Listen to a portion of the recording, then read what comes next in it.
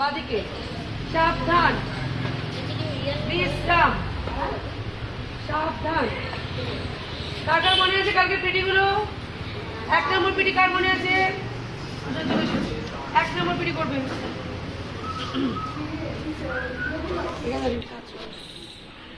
3 4 5 6 7 8।